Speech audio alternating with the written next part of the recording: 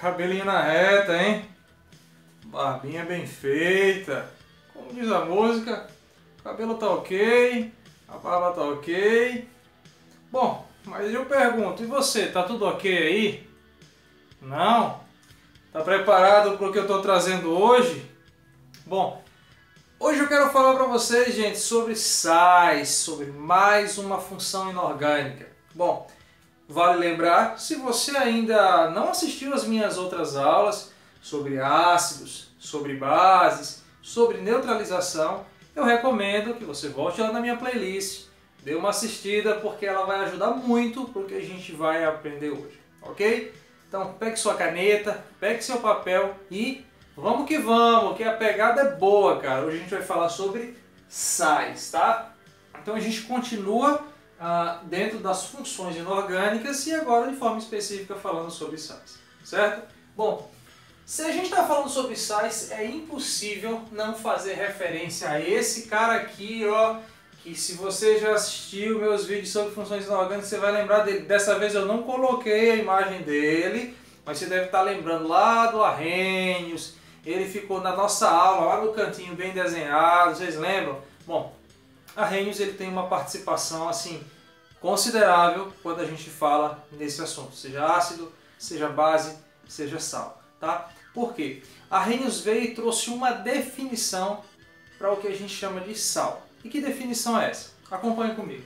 A definição diz o seguinte: o que é um sal? É toda substância que em solução aquosa libera pelo menos um cátion e um ânion, certo? Sendo que esse cátion e esse ânion é diferente de H+, e diferente de OH-.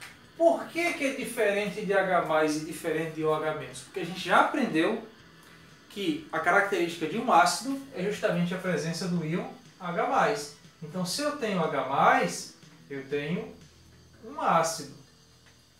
Se eu tenho OH-, eu tenho uma base. E a condição para que eu tenha um sal é que eu tenha cátions e ânions diferentes de H+ e OH-. Então, essa foi a definição trazida por Arrhenius para o que a gente chama de sal, ok? Bom, então venha comigo. Vamos pegar algumas situações para a gente conseguir entender essa ideia de diferente de H+, diferente de OH-. Por exemplo, eu tenho aqui ó, AgNO3, certo? Que é o que a gente chama de nitrato de prata. Nitrato de prata. Olha ele aqui, ó, AgNO3. Então aqui eu tenho o íon nitrato, certo? E aqui eu tenho o elemento prata, nitrato de prata. Então eu peguei o nitrato de prata sólido, substância sólida, e coloquei ele em presença de água. No momento que eu coloquei o nitrato de prata na água, o que foi que aconteceu? Uma reação de ionização, formando o íon Ag+, e o íon NO3-. Esse íon aqui ó, é justamente o íon nitrato, tá? Certo? O que é que eu consigo perceber? Aqui ó, aqui eu tenho chamado, deixa eu mudar a cor do lápis. Aqui eu tenho o cátion. E aqui eu tenho o ânion. Bom, eu tenho cátion e ânion, certo? E o que é que o Arrhenius falou?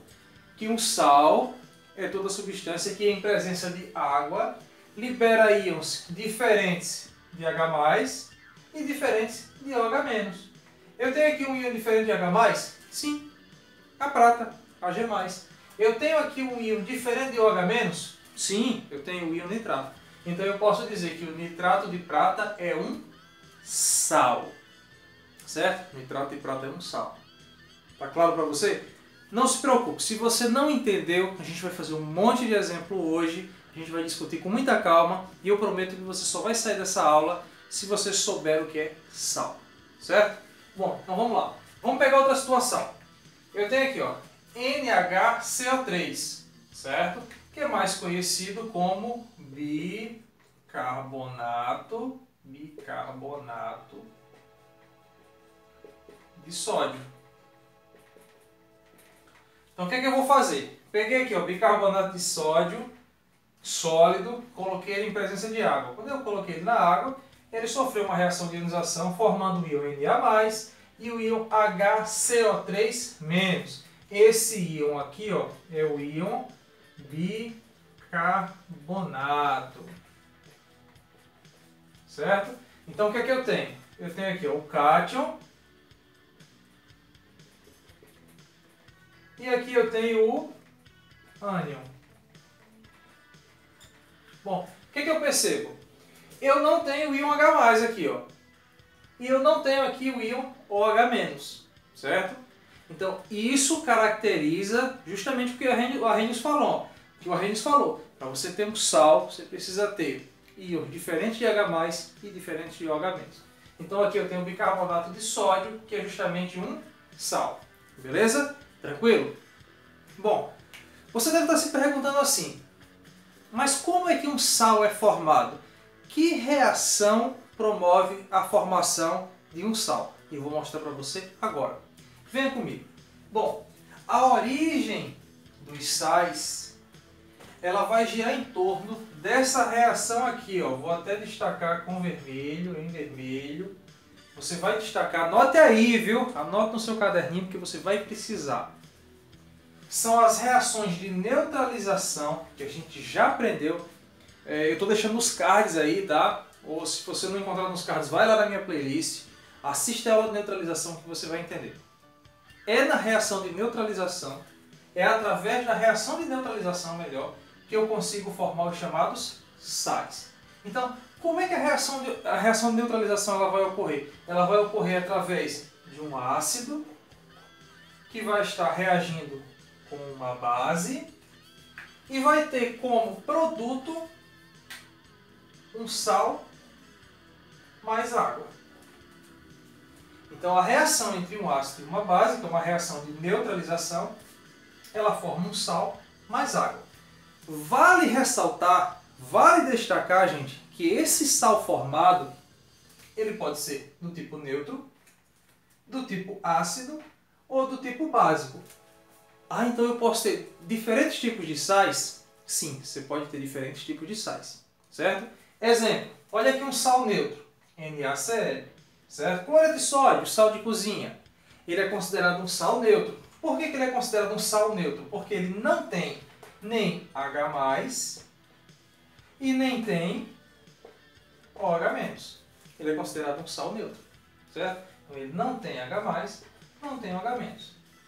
Por que esse aqui, ó, NaHCO3, é considerado um sal ácido? Porque ele apresenta o hidrogênio aqui, ó, tá? E pelo fato dele apresentar esse hidrogênio aqui, ele vai ser chamado de sal ácido. E quando é que eu tenho um sal básico? Você vai ter um sal básico quando você tiver na sua estrutura o grupo OH. Então, por exemplo, MgOHCl é um exemplo de um sal básico, devido à presença dessa hidroxila.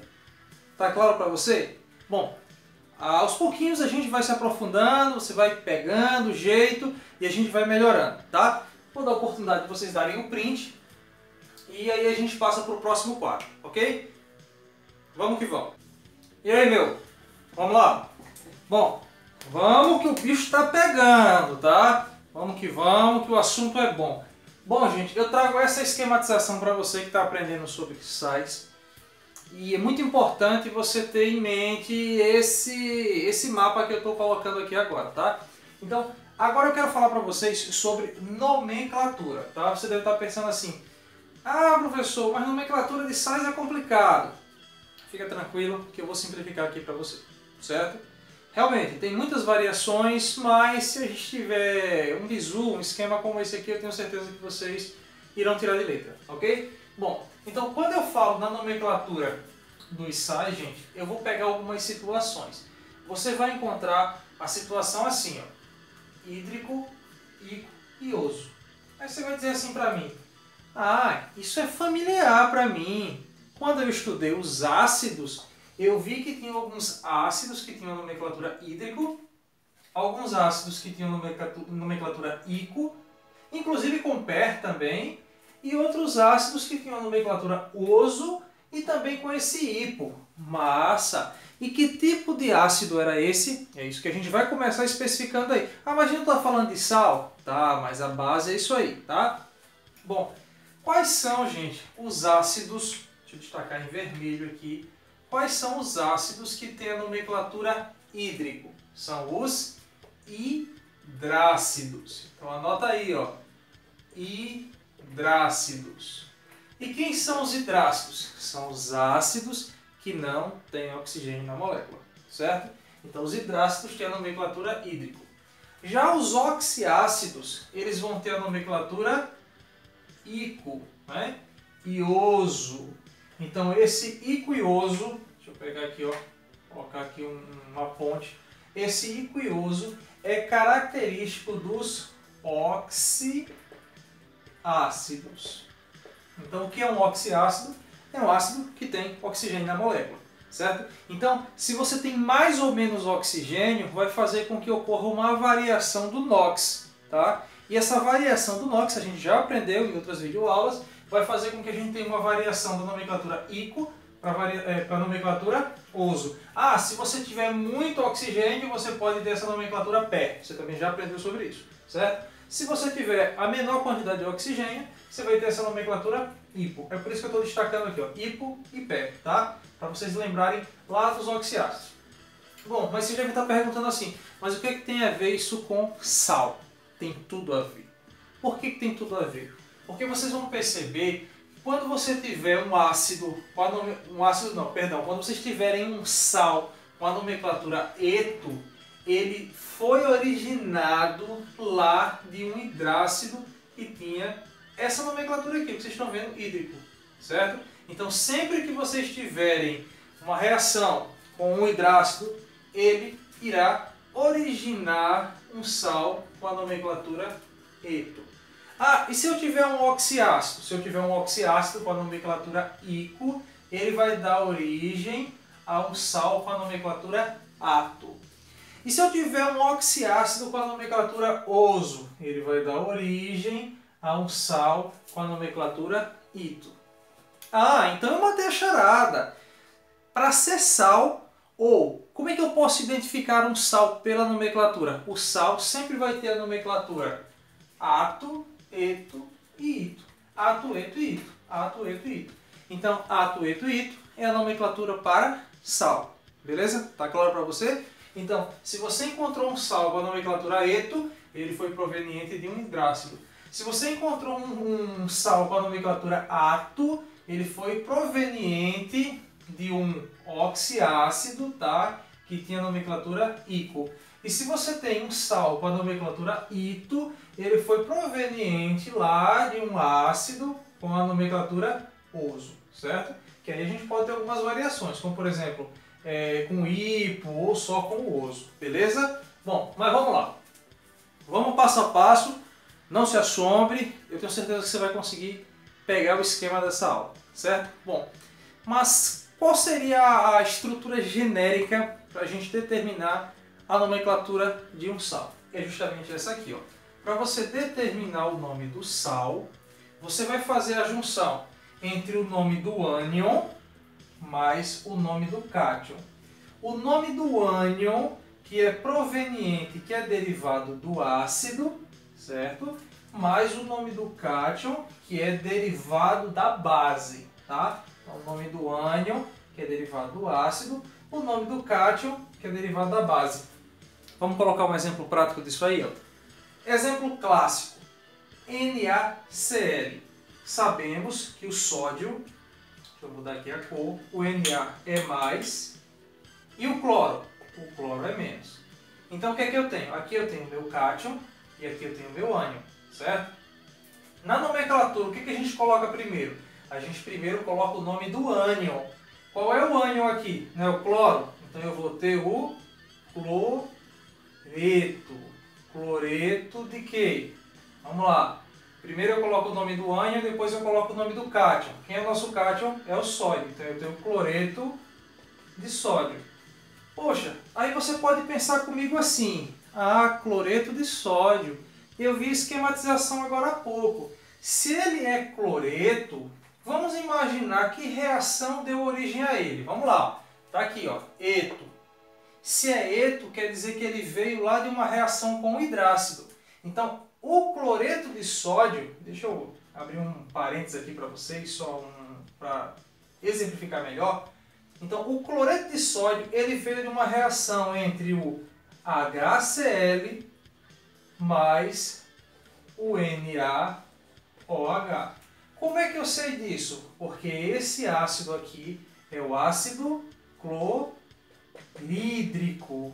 E a gente já aprendeu que a nomenclatura hídrico, o ácido com a nomenclatura hídrico, quando ele reage com uma base, ele dá origem a um sal com a nomenclatura eto. Aqui, ó, hídrico, eto. Olha aqui, ó, hídrico, eto. Tá vendo?